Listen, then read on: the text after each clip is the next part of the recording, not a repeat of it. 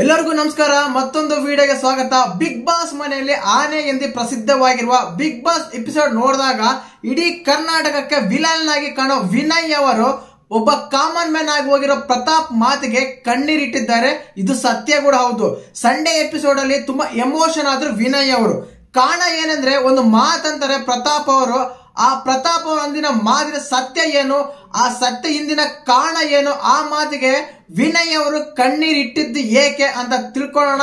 Channel ಯಾರು ಹೊಸ ನೋಡ್ತಾ ಇದ್ರೆ ಮಿಸ್ ಮಾಡಿದ್ರೆ ಸಬ್ಸ್ಕ್ರೈಬ್ ಮಾಡಿ, ಲೈಕ್ ಮಾಡಿ, ಶೇರ್ ಮಾಡಿ. ನೋಡಿ, ಪ್ರತಾಪ್ ಅವರು ವಿನಯ್ ಅವ್ರಿಗೆ ಒಂದು ಬುಕ್ ಕೊಡ್ತಾರೆ. ತನ್ನ ಪಕ್ಕದಲ್ಲಿರುವ ಸ್ನೇಹಿತರನ್ನು ತುಳಿದು ಹೇಗೆ ಮೇಲೆ ಏರ್ಬೇಕು, ಮೇಲೆ ಹೇಗೆ ಹೋಗ್ಬೇಕು ಅಂತ ಈ ಬುಕ್ ಕೊಟ್ಟಾಗ ಪ್ರತಾಪ್ ಒಂದು ಕಾರಣ ಕೊಡ್ತಾರೆ. ಆ ಕಾರಣ ಯಾವ ರೀತಿ ಇರ್ತಂದ್ರೆ, ತನ್ನ ಸುತ್ತಮುತ್ತ ಇರುವ ಸ್ನೇಹಿತರನ್ನು ಒಂದು ಒಳ್ಳೆ ಸಲಹೆ ಕೊಡದೆ, ಒಂದು ಒಳ್ಳೆ ಸಜೆಷನ್ ಕೊಡದೆ, ಅವ್ರಿಗೆ ಯಾವ ರೀತಿ ಎಲ್ಲ ಹೇಳ್ತಾರೆ ಅದಕ್ಕೆಲ್ಲ ಹೂ ಒಂದು ಅವ್ರನ್ನ ಕೆಟ್ಟ ದಾರಿಗೆ ಕರ್ಕೊಂಡು ಹೋಗಿ ಒಬ್ಬೊಬ್ಬನೇ ಮನೆಯಿಂದ ಆಚೆಗೆ ಆಗ್ತಾ ಇದೆ ಅಂತ ಹೇಳಿ ಸ್ಟೇಟ್ಮೆಂಟ್ ಕೊಡ್ತಾರೆ. ಏನಕ್ಕಂದ್ರೆ ಯಾರಾದ್ರೆ ವಿನಯ್ ಫ್ರೆಂಡ್ಸ್ ಆದ್ರೂ ತುಂಬಾ ಜನ ಹೊರಗಡೆ ಬಂದಿದ್ದಾರೆ. ತುಂಬಾ ಜನ ಕೂಡ ನೋಡಿರ್ತೀರ ನೀವು ಕೂಡ. ರೀಸೆಂಟ್ ಆಗಿ ರಕ್ಷಕ್, ಇಶಾನಿ, ಕಾವ್ಯ ಇವರೆಲ್ಲ ಒಂದು ಸ್ಟೇಟ್ಮೆಂಟ್ ಹಾಕ್ತಾರೆ, ಒಂದು ಸ್ಟೇಟಸ್ ಹಾಕ್ತಾರೆ ಇನ್ಸ್ಟಾಗ್ರಾಮ್ ನಲ್ಲಿ ಕೂಡ. ಸತ್ಯದ ವಿಷಯ.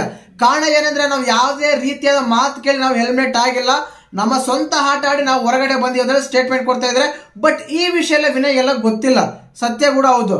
ಆದ್ರೆ ಇಲ್ಲಿ ನೋಡಿ, ಒಬ್ಬ ಆನೆ, ಒಬ್ಬ ವಿಲನ್ ಅಂತ ಪ್ರೊಟೆಕ್ಟ್ ಮಾಡಿ ಒಬ್ಬ ಅಷ್ಟು ಸ್ಟ್ರಾಂಗೆಸ್ಟ್ ಕಂಟೆಸ್ಟೆನ್ಸ್ ಆಗಿರುವ ವಿನಯ್ ಅವರು ಒಂದು ಮಾತಿಗೆ ಕಣ್ಣೀರು ಬರುತ್ತಂದ್ರೆ ಎಷ್ಟು ಆ ಮಾತಿನ ತೂಕ ಇರುತ್ತೆ ತಿಳ್ಕೊಳ್ಳಿ.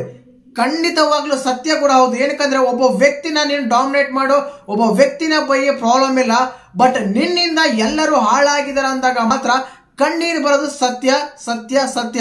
ಆದ ಕಾರಣ ಈ ಮಾತಿಗೆ ಈಗ ನನ್ನಿಂದ ವಿನಯ್ ಅವರಿಂದ, ವಿನಯ್ ಅವ್ರ ಸುತ್ತಮುತ್ತ ಫ್ರೆಂಡ್ಸ್ ಆಗ್ಲಿ, ಅವರ ಸ್ನೇಹಿತರಾಗ್ಲಿ, ಅವ್ರ ಗುಂಪಲ್ಲಿರುವ ಕಂಟೆಸ್ಟೆಂಟ್ಗಳು ಮನೆಯಿಂದ ಹೊರಗಡೆ ಹೋಗಿದ್ದಾರೆ ಅಂದಾಗ ವಿನಯ್ ಅವರು ಈ ಸ್ಟೇಟ್ಮೆಂಟ್ ತುಂಬಾ ಚೆನ್ನಾಗಿಲ್ಲ, ನಂಗೆ ತುಂಬಾ ಎಮೋಷನ್ ಆಗ್ತಾ ಇದೆ ಅಂತ ಹೇಳಿ ಈ ಸಂಡೇ ಎಪಿಸೋಡ್ ಅಲ್ಲಿ ಹೇಳ್ತಿದ್ದಾರೆ.